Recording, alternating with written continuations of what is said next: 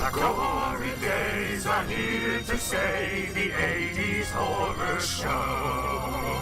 Take a stroll down memory lane, it's time to start the show.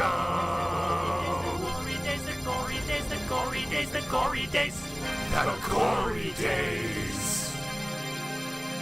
Welcome to the Gory Days, the show where we take a stroll down memory lane to remember our favorite movie.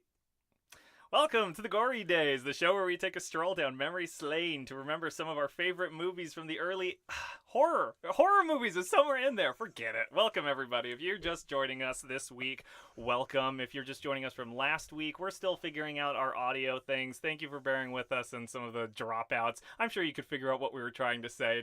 Doesn't matter. And if you're joining us from the first episode, congratulations. Something very special is going out to you very soon. That's a complete lie. Why do I do this? Why do I do this? Why do I lie to people? Why do I just say things? Where did that even come from? It was a joke. It's improv. I'm trying to Who are you improving to? To my audience, to you guys. Do you like that? Hi, how are you? Why do you make a podcast? Why do I make a podcast? This show isn't about me. This isn't about me. It has to be at some point, otherwise I'm not going to listen anymore. I'm sorry, I need to reintroduce myself again. Welcome to the Gory Days. Kyle Leone here, once again, sitting inside my tin can of a recording studio inside Los Angeles, California, and once again, joining me for the second week in a row, wearing a very different shirt, Derek. Welcome to the show. Thank you for having me again. Yeah, how you been? Good. You've been keeping warm? It's been cooling down, actually. Are we talking about the weather now on this podcast? I was just going to say we'll have to cut that out. Maybe we should make it a travel podcast. Or you thinking about traveling anytime soon? I'll take the reins on this one. No, you don't need to take the reins on this one. I have to say, I don't get it. I know you're doing it for our viewers, listeners, sorry, to get an introduction to who I am, but you know how my day was. I told you about it when we had dinner together. Yeah, that was off mic. I know it is, but well, you know what? They don't care about how my day. I guess they care because they're good people. I think the listeners will decide what they care and what they don't care about, and I'll be the lightning rod to take you from the ether to their ears. So ether, lightning, I command thee. Why do you like horror movies? I'm sorry, do you like horror movies? Well, okay, I like horror movies, but it's funny you'd ask me that, if only because in the context of the show, I know you're really asking me, do I like 80s horror movies? And no, I don't actually really like 80s horror movies that much. Practical effects have a really important place in history, and there's some great movies that took it and could really run with it. The Thing comes to mind, Aliens, many other good movies, but they don't really do much for me cinematically. I think they're kind of hokey, especially now they've aged extremely poorly. Campy and slashery kind of movies. I don't know. I really would like to be scared when I'm watching horror. I do watch it to be frightened, and most 80s horror movies I find way too campy, or at least at best way too old, just too out of date to really be scary. So I'm curious, and you mentioned that you like to be scared during horror movies. I think it's important for our listeners to decide and realize that fear and being scared, as far as a movie goes, has many different faces. Horror, yes, is a genre, but there are a litany of subgenres within horror. Body horror, torture porn, alien slashers, like you mentioned. What does scare you in a horror movie? Things that could really actually happen to me. Like what? Murderers, crazy, escaped. Oh God, geez, I don't want to say crazy. That's terrible.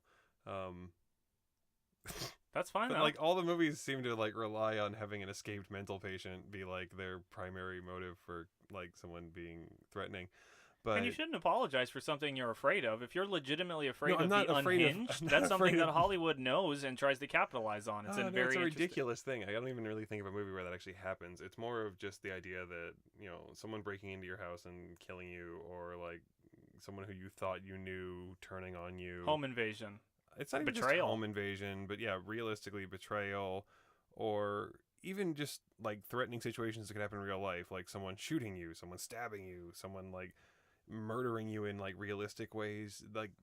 a counterpoint being like the Saw films, and a Mhm. lot of them having just ridiculous contraptions to get kills that are entertaining, but I'm not really afraid of someone putting me in a giant hamster wheel pinball machine contraption to kill me. That But you're afraid will of never happen. But you're afraid of the theme of being put in captivity Oh no, somehow. the first Saw movie actually is very scary to me. The idea of like having to make a choice between like body mutilation and like death is a terrifying concept and very realistic, and like again something that someone could lock me in a room, give me a saw and chain me to something. That's a very easy scheme to pull off. I think that's a fantastic movie to bring up. Lee Winnell and James Wan's original Saw broke the mold on what modern horror has eventually become, an amalgamation of multiple different subgenres of horror under the umbrella of whatever the movie's themes are, without relegating it to the tropes of a slasher, the tropes of a monster movie. What Saw is able to do, and I don't want to spoil it, I'm not going to spoil Saw. I know it's been out for a long time, but it's really the kind of movie that I do not want to spoil. I just want you, if you haven't seen Saw, go out there and rent it. Don't bother seeing the other ones, but Saw manages to marry body horror, torture porn, slasher suspense moments, psychological horror, some just straight up thriller things into one fantastic movie. So to hear you say that Saw makes you scared, and to hear that your bar of what scares you is Well, see, it's funny because I used it for Individually. both sides of that spectrum. I used it for what scares me and what is also ridiculous and what can ruin even modern horror from like a frightening perspective. So would you say you're more initially frightened by the actions that are happening, or the general theme of lack of safety or the illusion of safety? I'd say the theme plays a really heavy part in it, because my complaint with those kind of movies is when you introduce action scenes or even like lightly comedic scenes to break tension. I don't really want to break that much tension necessarily. I'd rather, like, you can have dramatic moments maybe to continue the plot, and I'm sure more you're gonna have action at some point, but the more it takes away from, and the more it recognizes that, oh, are you too scared? Let's step back for a second. The less I can really be scared, the less I can be in it, and I'm only there for that reason sometimes. Do you enjoy when a horror movie lingers with you and makes you feel unease for a while afterwards, maybe even a few days, or do you not enjoy that? Do you not seek that out? I guess that's two different questions. I don't really think I enjoy it, actually. I think it's a mark for when something was truly frightening. That was my follow-up. Is that a sign of quality? When I a don't movie can really do that? think it's something I'm seeking out. I actually really don't like to be left feeling ill at ease for days, especially because it frequently comes from like a body horror or a kind of torture porn scene where someone gets mutilated. Interesting. So not necessarily a scene that's full of a bunch of relatable themes, just visually disturbing. Well, again, like someone getting their fingernails ripped off. Something that's reasonably Forcibly, like not in a, but my point is, it's lawnmower. not. It can't be. Yeah, someone getting their head lawnmowered off. Like that's something silly. Ridiculous. Yeah, it has to be something that. So like, where is that line? Where is the line when we can say something? Well, that's silly. That's Okay, ridiculous. Here's my line: is if someone with 2 hours of preparation and a Home Depot gift card could do it to me, then it's scary. Really? Yeah. That's a good qualifier. It's just because I think of movies like The Happening, which were, by definition of all of the deaths, realistic deaths. I will spoil The Happening because I think it's M. Night Shyamalan's worst outing. And I am counting Lady in the Water, ladies and gentlemen. In M. Night Shyamalan's The Happening, the plants of Earth have had enough with people and spread out spores Oh my God, that make that everyone movie. on Earth kill themselves. And there was one moment that was kind of spoiled in the trailer of a man outside who turns on a big giant lawnmower, gets off of the lawnmower, and then lays down in front of it and gets run over by it. And I remember, however old I was at the time, think like that scene like really shocked and disturbed me. And I guess that's a weird line. Is I remember being shocked and disturbed, but God, that's silly. He turns on the lawnmower and then lays down in front of But it. the trailer, it's scarier too, because in the movie you realize that they cut away when it actually runs him over, so you don't see anything except some blood spray, and it almost sounds comical with the sound effects going, and it's juxtaposed between a bunch of other semi-ridiculous kills. But I want to compare it to a almost identical death in Sinister when Ethan Hawke is the actor, I forget the character he plays, but Ethan Hawke is watching one or maybe the second slideshow of a family that is dying, and it's a camera on top of the lawnmower.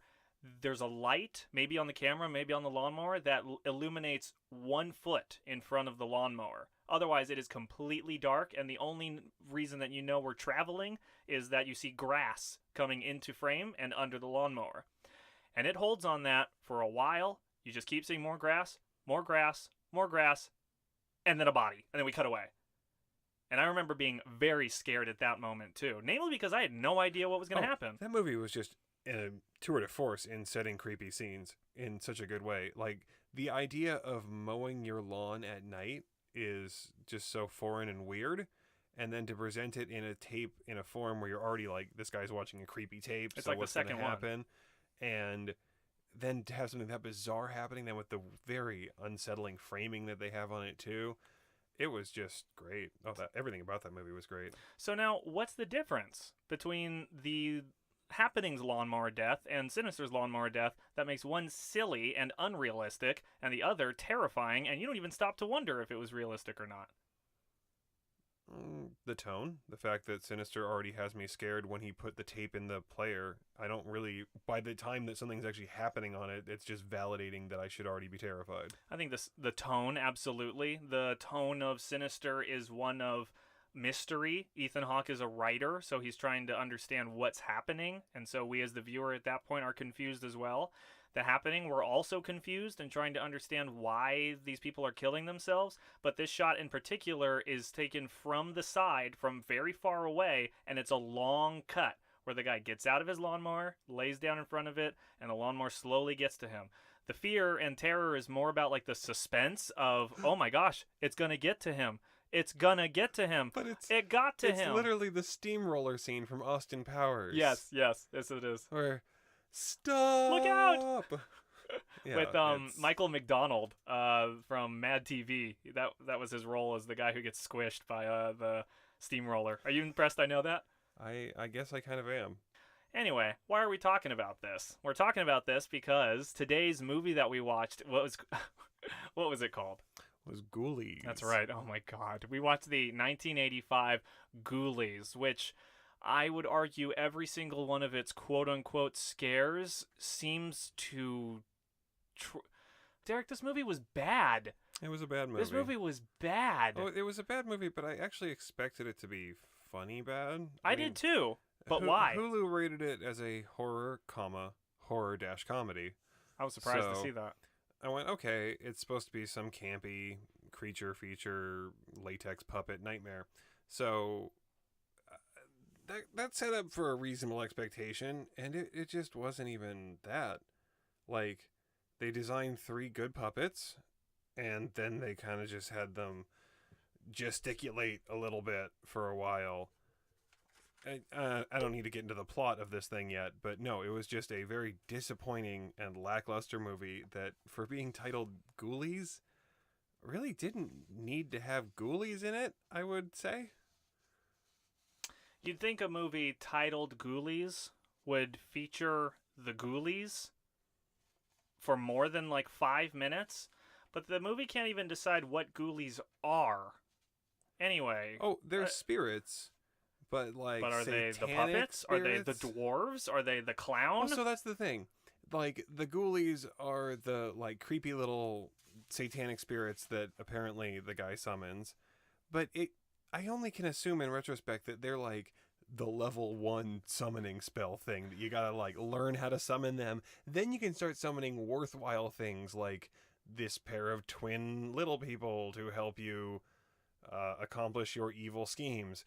Or, oh God, what's the thing he summons after that? That's actually, oh wait, there's a big ghoulie too. Yeah, well, And we're that's getting a not little even- bit ahead oh of my ourselves. It's okay. If you've ever seen the poster or the box art for Ghoulies, rather, if you haven't seen those, let me describe it to you. A toilet. The word Ghoulies adorns the top of the posters and the boxes and the VHS things and all of that. and underneath it is a toilet, and inside the toilet is, how would you describe the ghoulie? Green, babyish, vaguely amphibious, sticking out of the toilet. And it's like a Cabbage Patch Kid mixed like with a Garbage Pail the Kid. creature from the Black Lagoon. Yeah. And yeah, that's about it. Yeah, so pretty recognizable. Honestly, me just describing it, you probably have an idea in your head. You've probably seen it at the video store when you were a kid, at Blockbuster, and maybe even avoided it because it scared you and startled you. You would not be alone in that. The marketing campaign for this movie featured exclusively, not exclusively, but heavily, that image of the ghoulie coming out of the toilet. And in fact, according to Charles Band, he and the other staff members of the movie received a ton of hate mail in response to the TV trailer for the movie. A lot of those letters were from parents who didn't like the ad because their kids were afraid of going to the bathroom.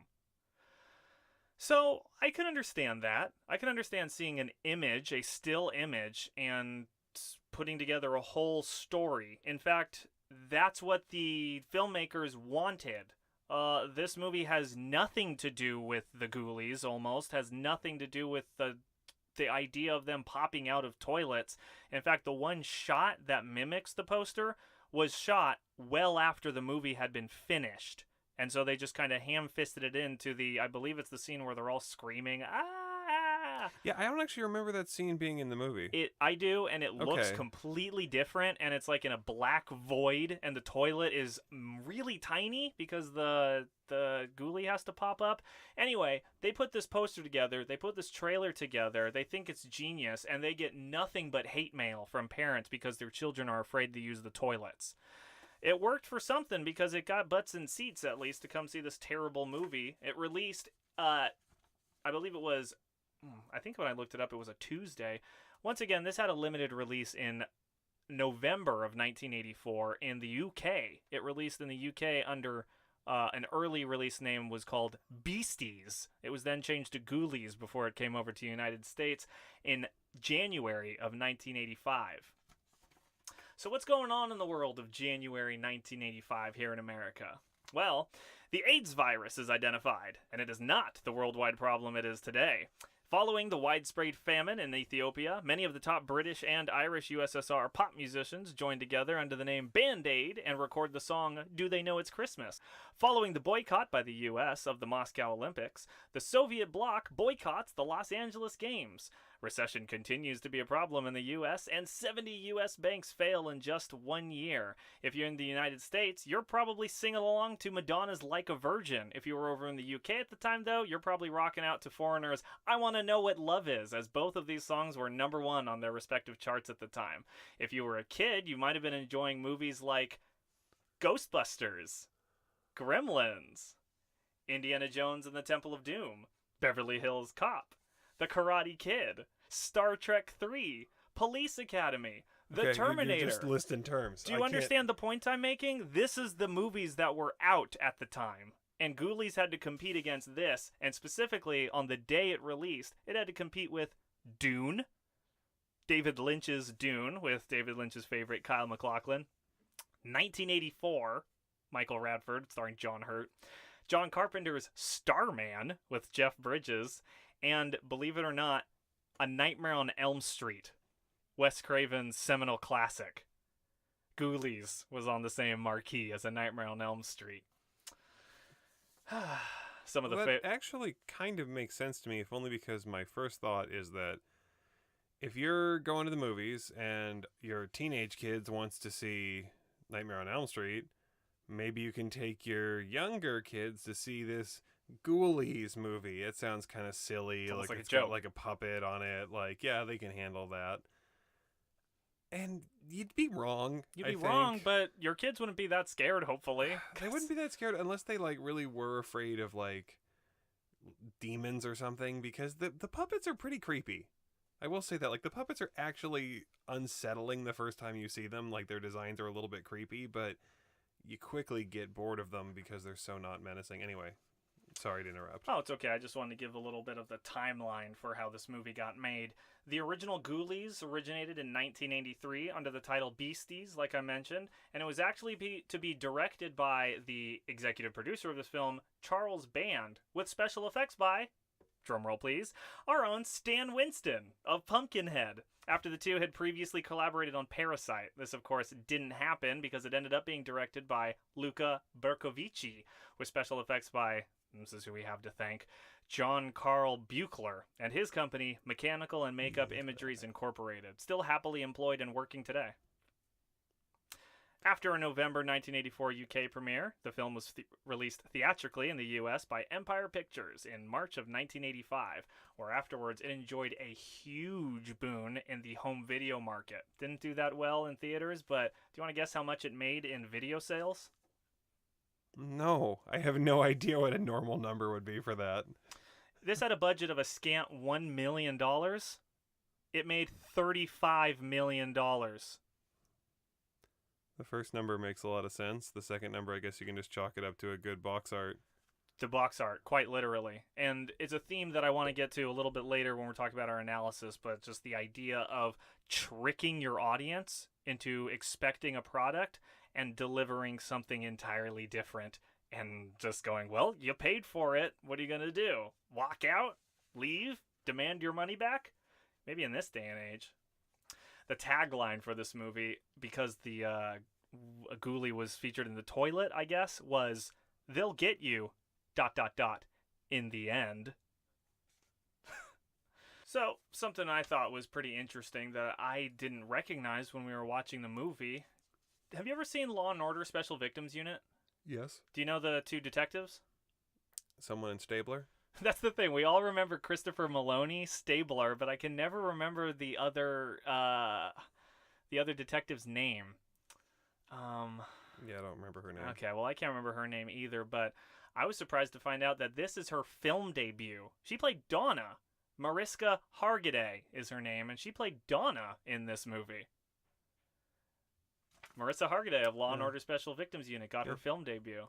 No, I was just actually, I had her confused with a character. I was picturing the cast from Chopping Mall and trying to figure out which one she was. And I'm like, then I just got sad, so I went, oh, Chopping Mall was so much better than this movie. This movie had to cut 12 minutes from its runtime to achieve a PG-13 rating. My mind boggles with what those 12 minutes had that were keeping this movie from being PG-13. It could almost be PG. By modern standards, if you cut out like one or two neck maulings, it could be probably PG.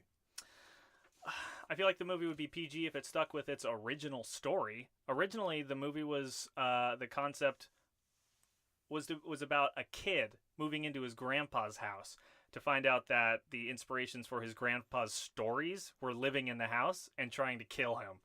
Fox greenlit the film for $12 million budget, but the film was dropped and the script was heavily rewritten to appeal to teenagers and stripped of $11 million and also left Fox.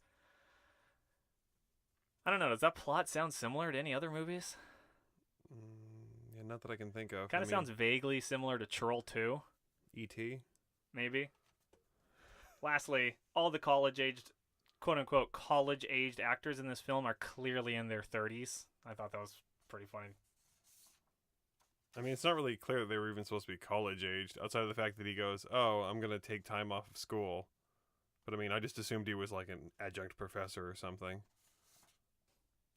Directed by Luca Bercovici. If you guys want to read anything more on the Ghoulies, you can go to the Ghoulies blog, which is still being maintained at www.ghouliesmovies.weebly.com. Wait, you say still being maintained. You realize it didn't exist in 1986 when this movie came out, right? It's not still being maintained since before the internet. What I mean is they surely made this website after the fourth Ghoulies, which was in 1994, and it's still being maintained. This movie, Ghoulies, inspired not one, not two, but 3 sequels. In Ghoulies 2, the Ghoulies from this movie, from Ghoulies 1, escape the manor and end up hiding in an amusement park called Satan's Den, which becomes a smash hit when the visitors think the monsters are part of the amusement park until they start killing everybody. In Ghoulies 3, Ghoulies go to college. The little demons are summoned at a college professor campus by Professor Ragnar, who's obsessed with the occult, so the creatures wreak havoc. It's dismissed as pranks by the partying frat houses during Hell Week until the school realizes that the pranks are murderous. And that movie I was surprised to hear was Matthew Lillard's film debut. Matthew Lillard, of course, I only know him from Scooby-Doo. Both of those sound way better and more relevant to Ghoulies as a title than the movie we watched. So what's the fourth one? The fourth one seems like the best one, frankly. All of these, Ghoulies 4 in 1994, the final chapter, brings Jonathan Graves, the main character from Ghoulies 1, back. He returns, this time a retired occultist turned police officer. His latest assignment finds him battling his former girlfriend, not from this movie, Alexandra, who's escaped an asylum and is trying to summon the demonic forces that Graves messed with in the first movie. So it brings it all back home. And that movie was directed by our favorite Jim Wynorski, director of Chopping Mall, Sexual Predator. I'm sorry, I forgot his name. Jim Wynorski directed the fourth and final installment of Ghoulies, Ghoulies 4. Kind of cosmic in that way. Jim Wynorski, I found out, is still currently working in Hollywood and has a few projects in pre-production right now. So, listeners of the Gory Days, when we come back, we're going to be talking about a very brief recap of the movie Ghoulies. Then we'll be getting into some of our analyses and discussions when we come back to the Gory Days. The Gory Days! You sure? Okay. Okay. All right, welcome back, everybody, to the Gory Days. Here I am, Kyle Leone, with my guest, Derek, this week, talking about 1985's Ghoulies. Now, I know there was a little confusion in the description as when Ghoulies came out. I believe I said 1984, when really it came out in 1985. The reason for that I already mentioned is because the movie released in the UK in 1984 before coming over to the States. Oh, excuse me, in 1985. Whew, got those coffee burps. So, let's get into a quick recap, shall we? Certainly. All right. So, Ghoulies tells the story of Jonathan Graves, a man who survived a sacrificial, an almost sacrifice, goes to meet a girl, and inherits a mansion from his father. Let's go back a little bit to Jonathan Graves' past. When Jonathan Graves was an itty-bitty baby, he almost got sacrificed, like I mentioned, by his father. Ooh. The first scene in the movie we get is a big, full-on satanic ritual, complete with pentagrams, people in hoods. If you were to tell someone to describe a satanic ritual, this is pretty much exactly what you would expect. Well, yeah, if you told them to describe Knott's Berry Farm Presents a satanic ritual, because they're in like Halloween store costumes and for some reason like white robes, because white robes are associated Were they with white? evil. Yeah, all the cultists are in white robes. Okay. I think they're in, the dead people are white at the end. I think these guys are actually in black hood. No, am I Same really robes. wrong? Wow. Holy. Okay, so The yeah. whole point is that's the only way you would know they were the same cultists as the first ritual. So this crazy guy wants to sacrifice a GD baby, and everyone else in the room is fine with it except for this one woman who says, like, you promised, presumably the baby's mother, and the guy's like, what, you're throwing off the whole ritual. So she throws an amulet over the baby, like a necklace. This necklace never comes back. It doesn't, and I'll explain why. But this Netflix Never comes back. This necklace never comes back, but it protects him. Because once she puts the necklace on the baby, she says, you can't hurt him now. Which is the first time in this movie that we already know that, like, are these Satanists? Are these cultists? And it quickly Do they actually have power? They're just occultists. It's just generally, like, they are, for lack of a better term, wizards and Just a witches. club. But, like, no, they're supposed to be, like, wizards. Like, because they're not just Satanists. Like, they don't just worship demons. They like, speak to a bunch of different old gods and stuff and, like, throw lightning bolts even. And it's like, they're just straight up Disney wizards at a certain point. Right. Except that they summon hideous monsters Well, we instead see of those a cute little things. later. Here in the beginning, the woman puts the talisman necklace on the baby. The woman gets her chest exploded, or it's about to, as punishment. Her chest starts to glow, and you think it's going to explode. We don't see it explode. Baby lives on. We get a voiceover to find out that the caretaker, Wolfgang, took the baby to somewhere and at some point decided that, hey, even though I took the baby away for safety, I'm going to let him come back to inherit the mansion that his father tried to sacrifice him in. And apparently I'm also not even going to bother cleaning up all of the satanic stuff in the basement at all. so that one day when he's wandering around, he'll just stumble across all of the satanic ritual stuff and get interested in it to start summoning some monsters himself. So Jonathan is not a single man. He is dating a girl named Rebecca. He and Rebecca are wandering the grounds and notice a gravestone with a pentagram on it. No mention is made of the pentagram. No mention is made of how strange the gravestone looks or is, and the fact that it's there. Pretty much just moves on. I mean, they do mention it. They actually, that's the whole intro scene for those two characters. They do say it's weird? Is they go, "What's that? I don't know. Kind of looks like a gravestone. Oh, don't go look at it.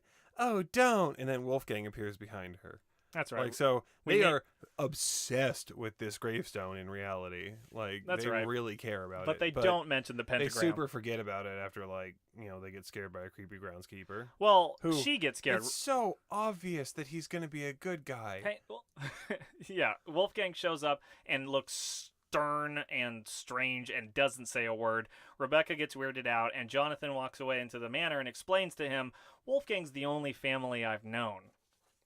So that's why he stands there and looks creepy and doesn't say a word whenever I bring girls around. Anyway, he finds the cult book in the attic, and that's what gets him interested in becoming a cultist just like his dad. No, they start having a party. Well, after. Okay. So then it's party time, because any movie that features a bunch of teens getting together, there has to be a party where they're doing drugs and they're drinking and they're mingling. We meet Toad Boy. We meet Mike and Eddie. We meet the other girls, Donna and Robin, in the kitchen. We meet Dick, and boy ever do we meet Dick. My name's Dick. My name's Dick, but you can call me Dick. Ha! Just a big ladies' man. All these people are going to die.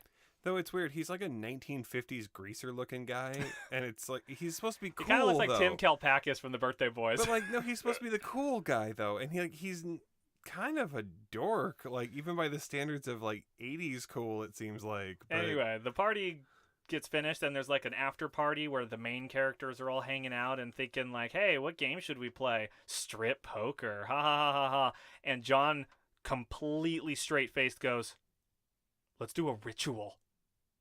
And they're all like, yeah.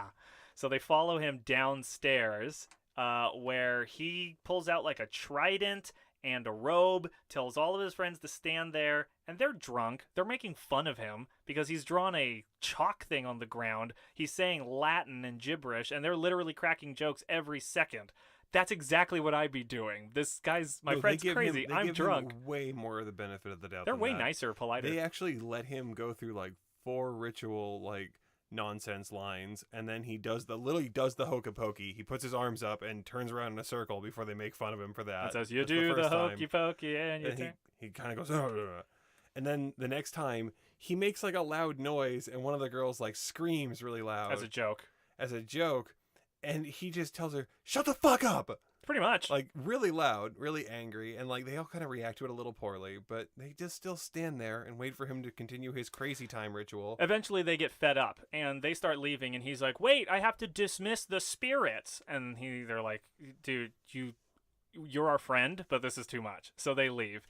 And mind you, they're in a room with a guy who calls himself Toad Boy and periodically changes personas. does he actually call himself Toad Boy? Does he enjoy that, or was that a name that people give him? Because he introduces himself as Toad Boy. He leads with it. Yeah. So Which was a confusing intro too, because I was trying to figure out his real name. It's Mark.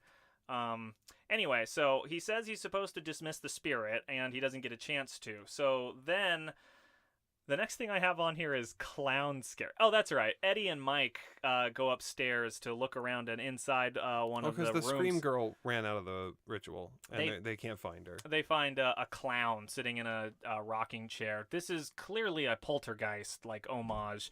As they turn to look in the closet for the girl, the clown jumps out at them, and they're like, whoa, there's a clown in the closet. And then they look back to the rocking chair. It's empty. And so Eddie suggests, wasn't he just over there? So they drop the clown, stop fondling and joking around with it like they were doing, and leave the room. That was one of the more eerie moments for me. I was like, oh, is this the kind of scares this movie's going to bring? That was kind of cool, actually, where the clown teleported to the other room. It's the one-off. There's absolutely nothing else like that in this movie. So then we get another voiceover of Wolfgang saying, and that's how it happened. Evil willing the boy, and the boy not doing anything about it. And me, Wolfgang, also not doing anything about it, even though I knew evil was willing the boy. What he means by that is John is succumbing to the intrigue of the dark forces, supposedly the same ones that his father fell prey to. So what does he do first? He forges his own talisman, which he then gives to Rebecca, presumably to protect her in the same way that the woman at the beginning protected the baby with her own necklace. This is the first instance of the writers just not understanding how movies work. It's really clear that at some point it's supposed to be conveyed that he's fighting against this like demon of his dead father who's possessing him. So much later, though. He calls her Becky, and when he's being possessed, he calls her Rebecca. They show it off in one scene, and it's a little bit noteworthy, and it's right at when they give her that amulet, and it's supposed to kind of indicate that is he fighting against it? Is he two people? What's going on here? It is so subtle and sort of I'm giving them beyond You're giving the a benefit huge of the amount doubt of credit. that's what they were going for by switching back and forth with her name and her nickname. But yeah, the amulet doesn't actually do anything. Like, I don't want to try to think about it too hard or I might have an aneurysm, but the mom, the woman in the beginning, puts the necklace on the baby and that protects it. Why does John have the power to create the thing that protects people from the same magic he learned how to do it from? Well, I assume once again they're not Satanists. They could have just used the same necklace. The magic book. It could have been a theme of that necklace's power. It's just the writer is completely missing that opportunity. So anyway, like I said, I don't want to belabor that point. I want to move on because this is where he actually summons the Ghoulies for the first time, and it's so bizarre. He's outside in a fountain. He's learned that I guess you can summon them wherever you want. So yeah, he's outside by a fountain, and he summons them by name, and he uses they sound like big, powerful demons, because he's like, Paimon of the depths, I command you with all the power. Come to me. Like, he's got this huge, long soliloquy of how powerful these demons are and how I'm commanding them to be at my bidding. And what finally shows up are these teeny tiny little puppets. Yeah, they are literally the size of a Cabbage Patch doll.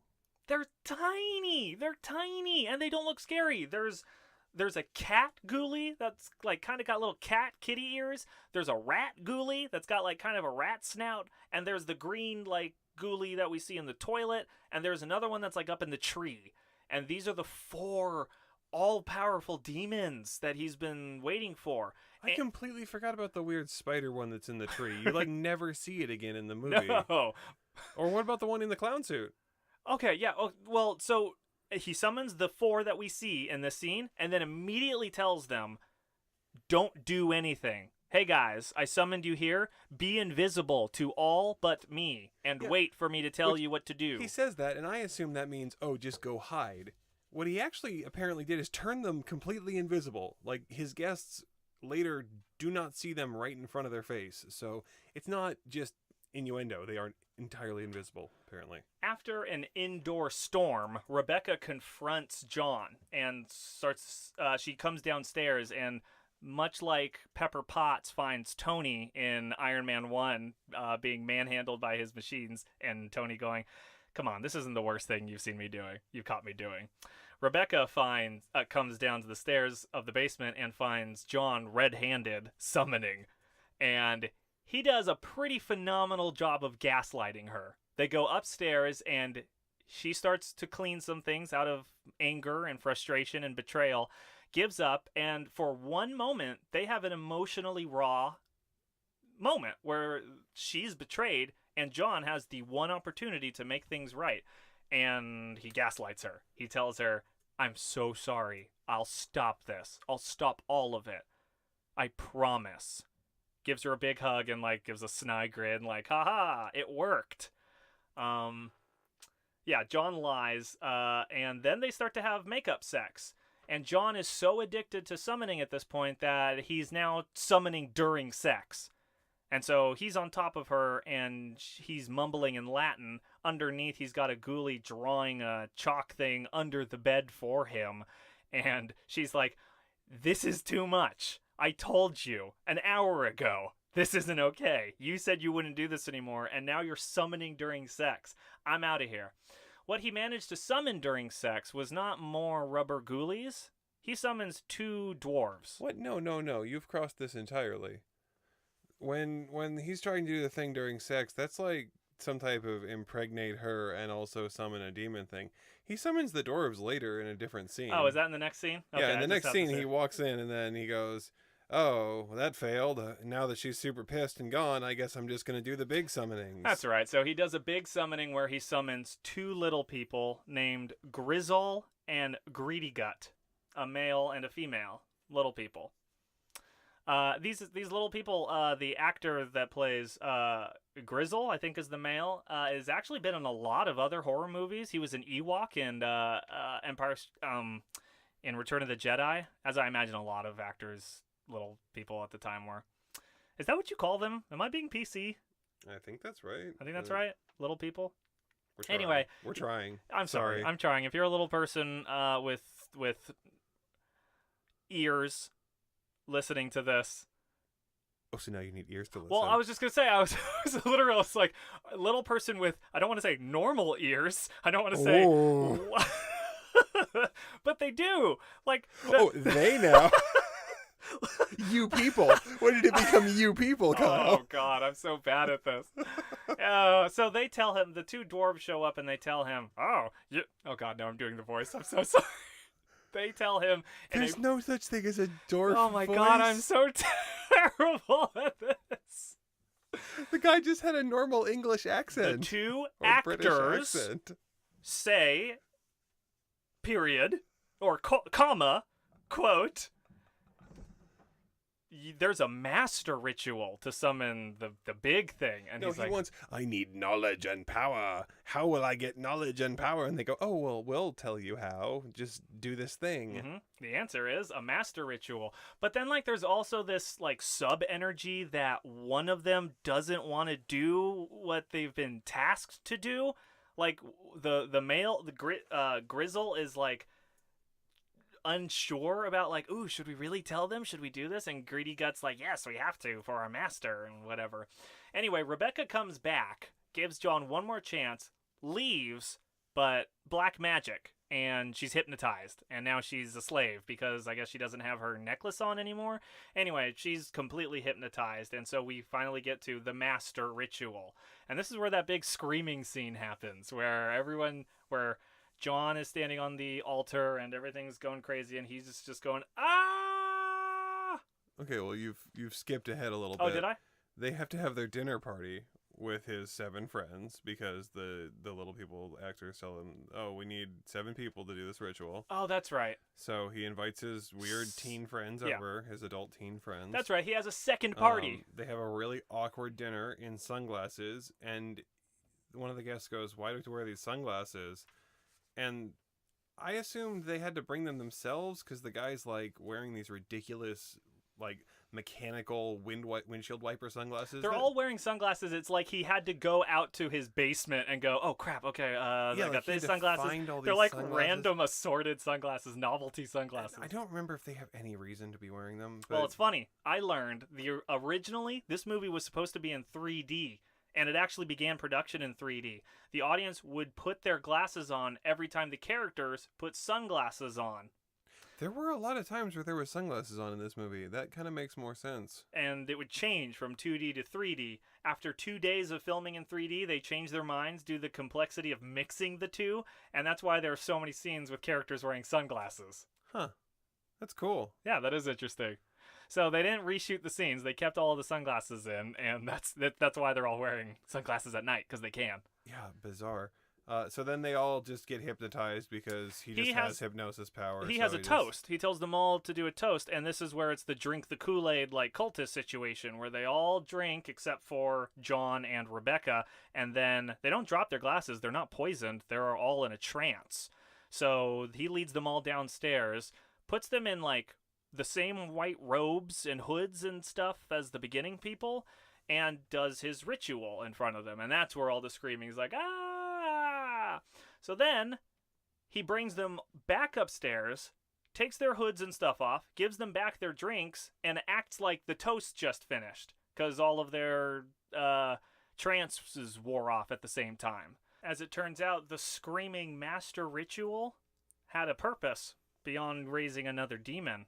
It in fact raised Jonathan's dead father from the same grave at the beginning. Malcolm Graves has risen from the dead, and along with him his authority over the Ghoulies and Grizzle and Greedy Gut. That's when the Ghoulies start attacking. The first two to die are Mark and Donna? That's right. Mark and Donna are a item. They go outside to the fountain, and the Ghoulies get both of them at that fountain. Why do I always have such a hard time remembering the deaths? Not really sure. Also, we also find out that you can summon multiples of the Ghoulies because there's like 3 of the water ones that kill them. Well, we forgot also at the dinner, the Ghoulies are like in the food and no one else notices them except for John and Rebecca, and they're kind of looking at each other like, look how gross this is, but we're the only ones that can see it, because that's when it's like most obvious that he's made them actually invisible. It's really weird. They're just sitting in all the food. So anyway, let's wrap it up. Dick dies from Malcolm coming in, Malcolm, the undead father, pretending to be a really hot woman. Dick being such a ladies' man that he's like, Dick, you are one lucky dog. Walks over to the pretty woman, kisses her, and I guess Malcolm kills him with that really long tongue of his. By strangling him. Yeah, this is externally, yeah. Of course, just to be clear. Wraps it around him like a noose with his long tongue. After assumedly making out with him. And then Mike is bonked on the head, and that's how he dies. Eddie is clawed to death by a rat when Greedy Gut and Grizzle are standing on each other's shoulders like in a trench coat, and they turn around, and it's like, bah, it's a rat. The clown gets Robin in one of the best creature effect shots of the movie, and it's terrible. It's a terrible one, but it's the best one of this. It's the best of the worst. Do you want to describe it? The clown getting Robin? All I remember is the clown's mask starting to kind of tear apart to reveal a hand coming out of its mouth, which then kind of stretches it down to reveal a ghoulie face, I think, it's but like, not one we've seen before. It no. looks like all green and slimy. It's the biggest and the weirdest. It's all slimy. It's got an arm coming out of what its mouth should be. Oh no, see, I thought it was just like reaching. I thought it was just reaching through the like costume. Oh, I couldn't even tell.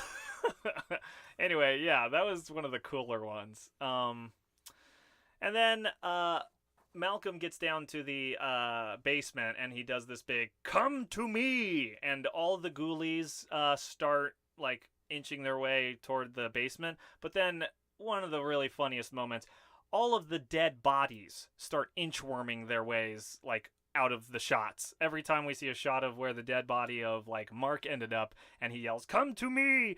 Mark's dead body starts inchworming its way out of the frame, because they're all going to crawl down to the basement. And they do. When John gets down there, he sees the 5 bodies of his friends in their white outfits and hoods with blood coming from their wounds and things. And this is where John is confronted with his father, Malcolm. Before this, really quickly, Rebecca wakes up. I missed that part. Rebecca was released. She got her talisman taken off and she went to sleep. Then a bunch of her friends died. Then she wakes up, wanders around a little bit, and falls down the stairs. And John just can't believe this. Rebecca's dead, so he goes down to confront his father. Malcolm meets John. They talk a little bit. The dwarves, the 2 little people, Grizzle and Greedy Gut, betray Malcolm and give him a couple of grace seconds. Anyway, the whole thing is Wolfgang appears out of nowhere. The caretaker, he teleports around the room and manages to get his arms on Malcolm, the evil sorcerer. Then Malcolm gets his hands around Wolfgang's throat. And then they dance while holding each other's throats and giving each other the stink eye, while lightning bolts are terribly animated from each other's eyeballs into their faces. And they both explode into energy, and the whole mansion is coming down. And then all of his friends are resurrected, and all of their wounds are gone. And they're like, we gotta get out of here, come on. They get outside, and they get to the cars, and they drive away in separate cars. And Mike asks, hey, what happened back there? And the best explanation the writers can come up with is, don't worry about it. Is what John and Rebecca, the now again living Rebecca, tell Mike in the back seat. Before there's one more big scare. The Ghoulie is in the back. Wah!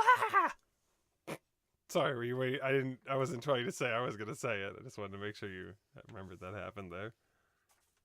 So, that's the movie of Ghoulies. That's our quick recap. This movie, we already said it before in the first part, but we personally did not enjoy this movie. That said, I think it's still ripe for some analysis and discussion, specifically the relationship between its marketing and the final product, but I want to start off by talking about the Satanism and just general cult mentality, because I know at the time there was a huge stigma against, oh, do you know what your kids are doing? They're out in the forest committing sacrifices to Satan. Keep your kids safe. Well, Didn't you grow up the during era that? of... No, not really, but it's the era of like fear over Dungeons and Dragons, fear over a lot of fantasy games and fantasy RPGs, like introducing satanic elements to kids, and it's Demons.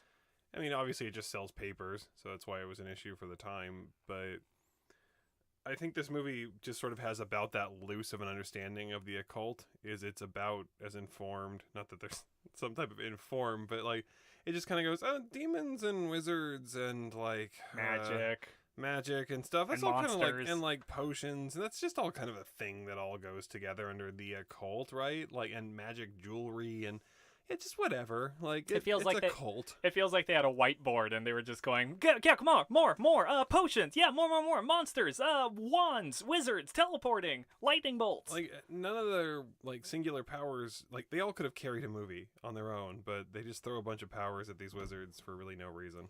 This movie should not be called Ghoulies. The main star, the main protagonist slash he's the protagonist and the antagonist, is Jonathan Graves.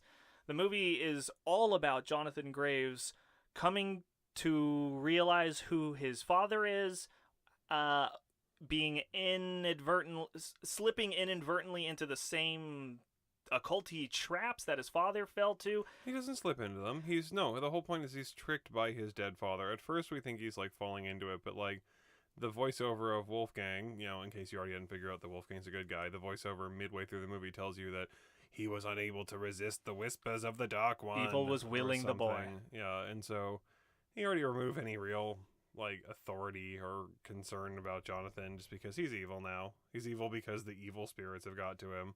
But even then, that's the other my comment with this movie is like I've seen demon summoning done so much more like menacingly than this. Like literally this movie would have you believe that all you have to do to summon demon servants, to shoot lightning bolts out of your hands, to make it rain indoors is just say the right words. And there's no cost. At no point to like he have to commit a blood sacrifice or like offer up his, a year of his life or anything even remotely menacing or evil. He just says the words, does the right dance, and poof, some magic little people appear for him, or poof, a little demon appears, or poof, lightning. There's no cost to any of it. So if the message is that the occult is dangerous and evil, all that's conveyed is that there's no cost to it, it looks pretty cool, and your friends come back from the dead anyway. There's a disconnect between the power that they allegedly have at their fingertips and what it does. The whole time, John is saying these long monologues loudly and powerfully, and the words he's saying seem to imply a great deal of power, and we never see that power really used. He doesn't lift anything like levitation. He doesn't lightning bolt anything like force lightning. Is there any point where actual power is shown? And you can't say summoning the Ghoulies. He does make it rain indoors, and he does shoot lightning bolts out of his magic staff. Like, I'm going to count those as real powers. He even tries to do them to attack his dead dad. He tries to, like, summon the lightning bolt thing to do that. And his dad swats him. He's like, what are you doing? And he goes, oh, yeah, screw this. which is a great scene for a terrible movie. Like, just to have any type of callback and any type of, like, unexpected, oh, look at him just swat away how weak you are. Oh, it's not a great scene, but that's what this movie takes as a great scene. So if I were to, and once again, I'm giving the writers a lot of credit, but if I were to come up with some themes for this movie, the father-son relationship, give me something. Is that even? I mean, it's no, barely there. It's not relevant. This movie has like 4 distinct characters, like not characters, like tones, where it has the weird, like cult undertone. It's got the just teenagers in a relationship problem.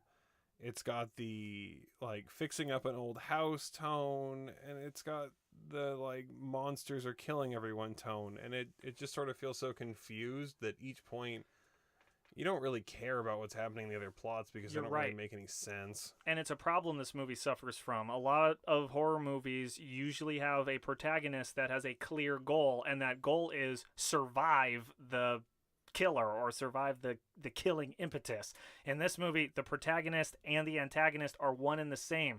So I'm just sitting there thinking, well, is he gonna, like, am I supposed to be sitting here hoping he summons more ghoulies to kill everyone? Or am I hoping, is Rebecca the hero? It's so sloppy. That's the problem, is like, even if he hadn't committed the master ritual and fully brought his dad back from the dead, he was already the bad guy. So, like, even if Rebecca just left and, like, there was no more danger, he still would have been the bad guy, and it's still just sort of I guess he'll just rot away in his house doing evil things kind of plot. The conflict becomes between him and Rebecca, and we're left to go, the conflict is Rebecca's keeping him from summoning demons, so we should want Rebecca to go away, and yes, now he can summon more demons. The conflict is we're rooting for the guy to continue gaslighting his girlfriend so he can see more demons, but every time he does, she gets mad and more conflict arises and goes away because she leaves. Yeah, she gets fed up and leaves. She just chooses to leave at smart times, honestly. And then comes back. To her credit, she does a great job. I think Rebecca, the actress that plays Rebecca, does a pretty good job at portraying, at first, support. Well, she comes back, but the last time she comes back, it's basically just to leave, except she gets hypnotized. She's literally just there to say, I'm leaving. Like, she comes back to say, I'm leaving. That's the problem again, where it's like, since he can just hypnotize anyone at will, where was the threat to this character? That's another thing. Yeah, where's the power level? He can just trick, and I guess, he he's tricked becoming 7 of his more friends. Powerful as the movie goes on, but it would make you believe that all you had to do was pour the right wine in the glass. Yeah, the and wine. He could poison people. Yeah. It's very poorly conveyed, like, how difficult anything is for this guy to do. So early in the movie, I thought it was going to be handling more of like a black magic corrupting this innocent boy into something evil. But it really does the movie does no effort to imply that John is not in control of his decisions or does not have all of his faculties.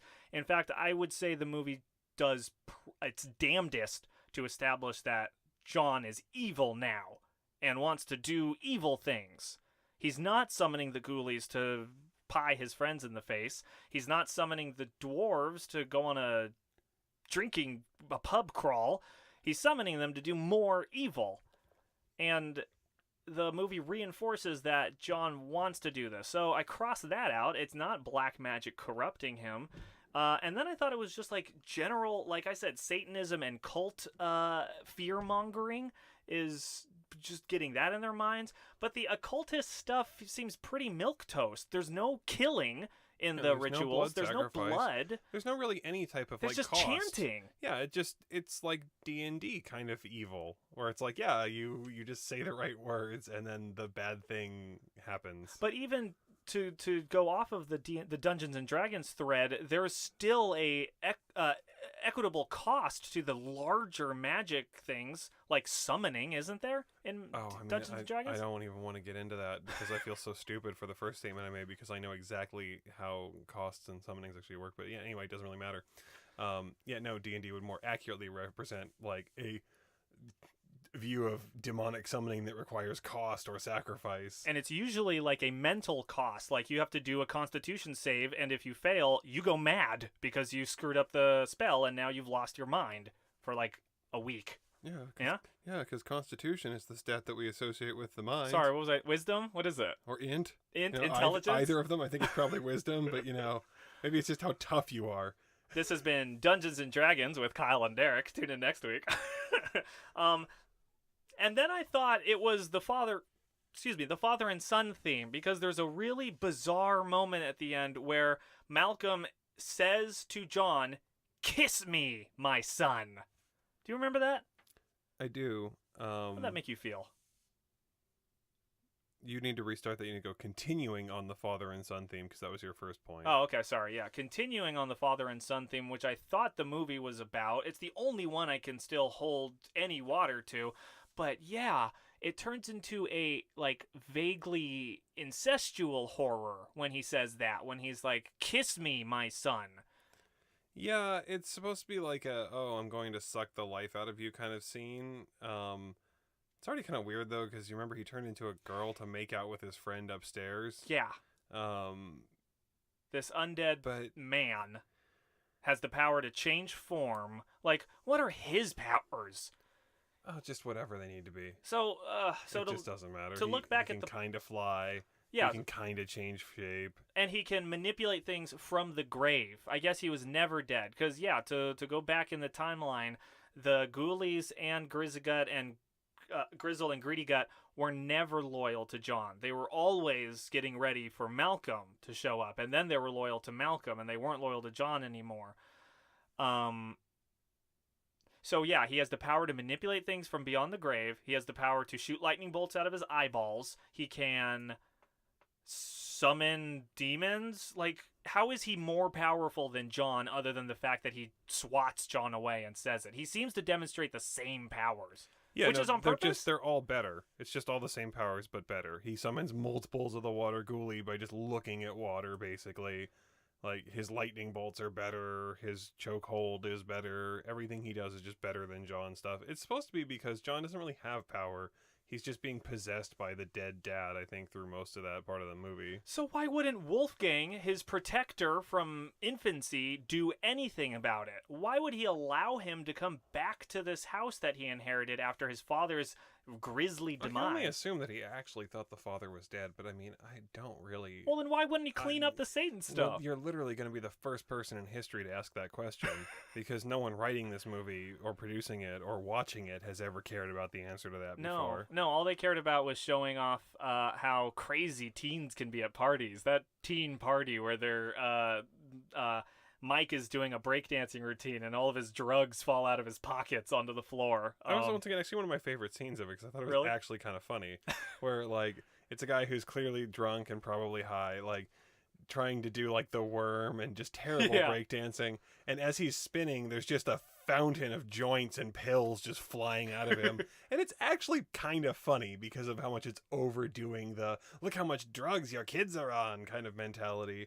And I got a kick out of it. It was one of the better, like, actual jokes of the movie that landed for me. One of the only jokes, I think, of the movie that landed for me was just the, ludicrous like, he throws out, like, 20 joints as he's spinning around. Well, let's talk about the quote-unquote comedy in this movie. I was surprised when we saw on Hulu that this was a comedy horror, and the tagline and poster seem to betray the same thing. It's a monster coming out of a toilet, and the punny tagline, "They'll get you ... in the end," if you hadn't figured that out already. Haha. Where is the humor in the movie besides that party scene?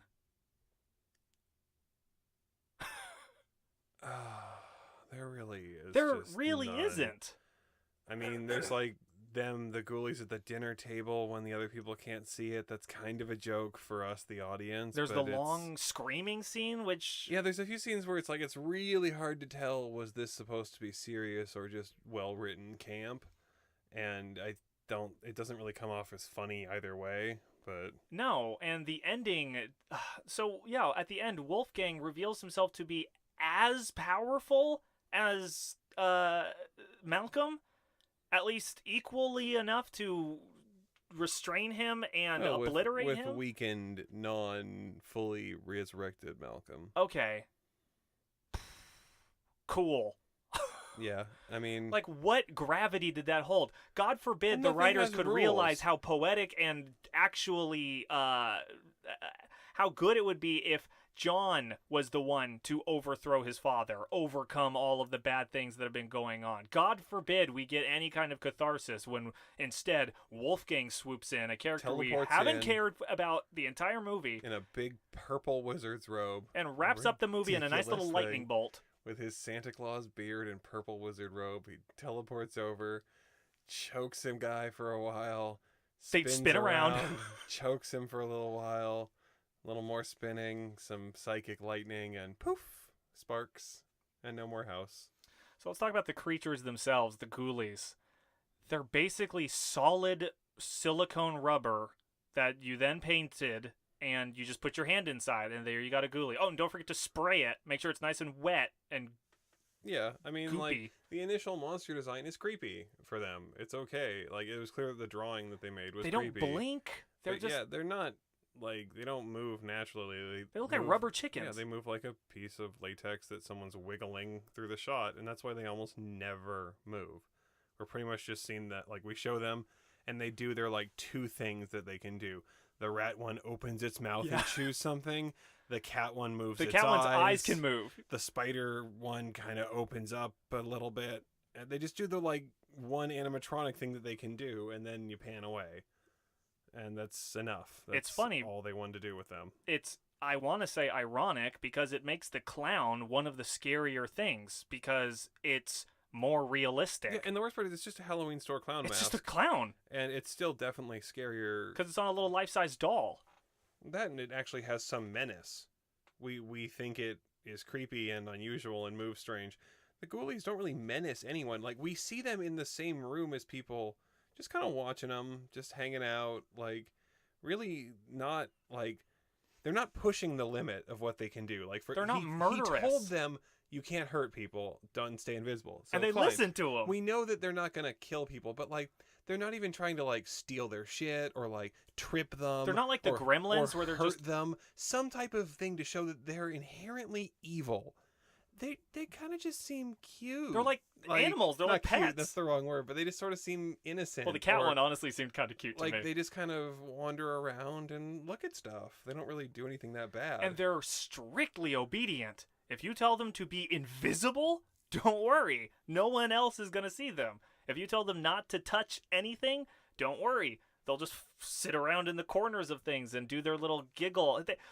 The cat one reminds me of the Muppet thing that sits behind Jabba's tail in Jabba's palace. Does that thing have a name? Of course it does. I used to know it. Does it have an Oh, entire that hurts. backstory? Well, in the expanded universe, it does. Well, yeah, the cat thing reminded me. Salacious Crumb. What? Salacious Crumb. That's what it Salacious is. Crumb, designed, of course, by Industrial Light and Magic. Which, that's a canon name, I think. I think it's actually named in the, like, Oh, like it's somewhere been in the repurposed production. now? Oh. No, like, that's, in the that's script? not from the expanded universe. I think that name's, like, from... What number do you think Salacious Crumb was Oh, on the call fuck, I sheet? could be entirely wrong. I don't know. But, like, yeah, anyway. So yeah, the monsters themselves are pretty lame. The themes are so lapsed, I can barely even reach them. One thing I want to note is there was a lot of what's called rotoscoping / superimposing in the movie. Specifically, the eyeballs of Malcolm and John toward the end when he's like fully possessed. They have this green hue to them.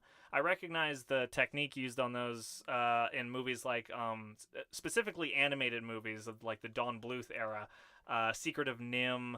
Some of those earlier movies feature what's called rotoscoping, and what it is taking, specifically in the Secret of Nim, is live action footage of smoke superimposed or rotoscoped onto the animation, so that you get this really interesting effect of live action smoke in an animated arena. And I don't know if it's easy to picture, but you can go look on, just type in rotoscoping or superimposing into Yahoo or Google, and I'm pretty sure they'll give you a good example of it. So that's the technique that was used on the eyes, and the lightning bolts at the end when Malcolm and Wolfgang are strangling each other. I don't know if that had like just been discovered as a cheap, cool technique, and that's why it was included, but it's not like it was overtly used, but it was in there. So, here comes my favorite part, where we talk about the rating. We talk about what we thought. based on basically whatever we want on a scale of 0 to 5 thumbs, 0 being the worst and 5 being the best. Traditionally, I like to let my guest answer first. Derek, what'd you think of Ghoulies? I'm tempted to say 0 because I don't have to like place them anywhere, and I can just go, it's 0, it's terrible, and move on. I'll give it 1 though. Why? It'll go to the creature designer because I know I'm harping on it, but it's literally the only part of the movie that I actually liked. It's like the design of the rat ghoulie and the design of the cat ghoulie were actually a little bit weird, and I thought they were decently done. I mean, they move like crap, and everything they do with them is utter garbage, but I'll give that thumb to the guy who had to build those props, or at least, spray them down every day, because he did a decent job. Nothing really good can be said about the plot, the characters. I mean, the acting was not the worst part of it, so I guess that's fine. I mean, the friends were all pretty terrible, but the leads were okay. They didn't detract from a very weak product. So yeah, solid 1. And who does that thumb belong to? The creature effects guy. Oh, you gave it... Oh, sorry.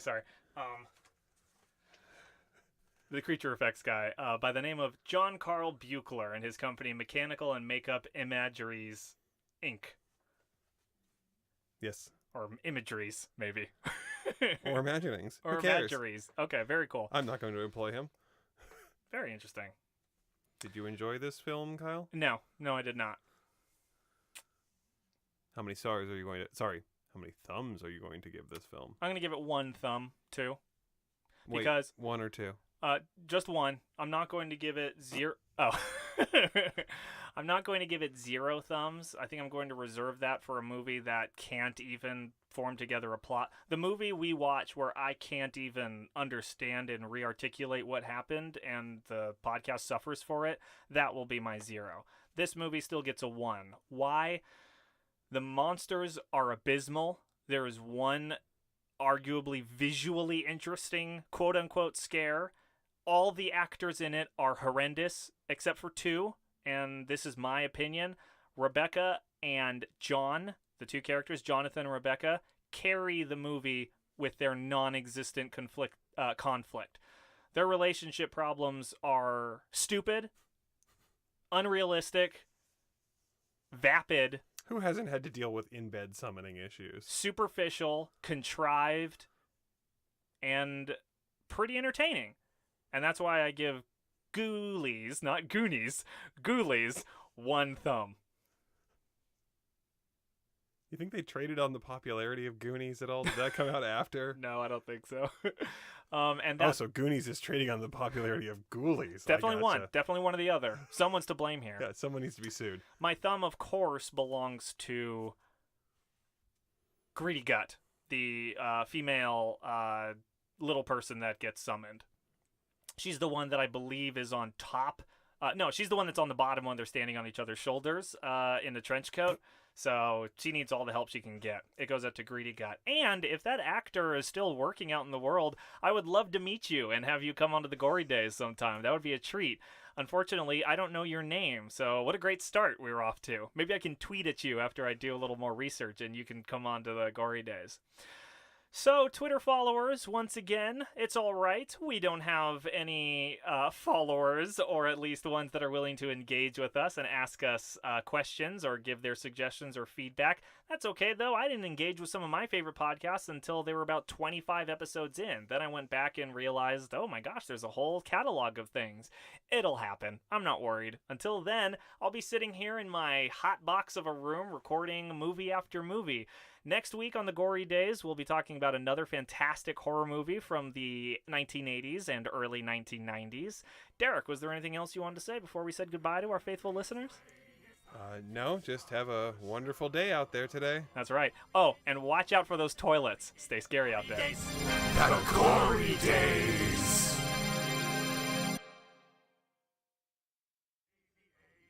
If you want your thoughts on each week's movies heard on the podcast, follow us on Twitter and on Instagram at The Gory Days. And look for more episodes each and every week on the Apple Podcast app. See you next time. The Gory Days.